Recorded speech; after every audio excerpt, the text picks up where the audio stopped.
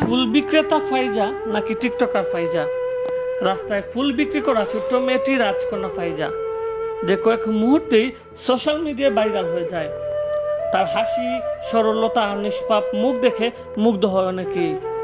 সেই ভাইরাল পোস্টটি চোখে পড়ে ফাহিম আল চৌধুরীর।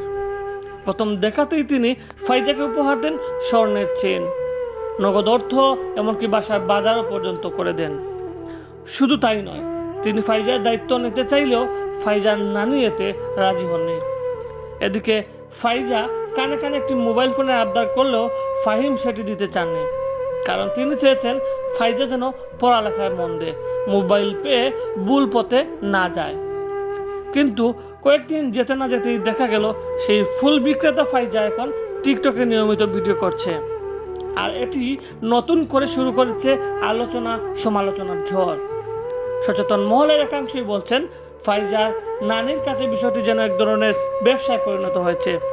আবার অনেকে মনে করছেন অতিরিক্ত নগদ অর্থ, স্বর্ণের চেইন, অতিরিক্ত সহায়তায় এই পরিবর্তনের পিছনে ভূমিকা রেখেছে। তাদের মতে একজনকে এত কিছু না দিয়ে রাস্তায় থাকা আরও শত শত সুবিধাবঞ্চিত শিশুর মাঝে সেই সহায়তা ভাগ করে দিলে হয়তো আরও ভালো হতো। এখন প্রশ্ন উঠেছে, ফাইজা কি ফুল বিক্রেতা হিসেবে বেশি মানানসই, নাকি টিকটকার ফাইজা হিসেবে নতুন ভবিষ্যৎ গড়বে?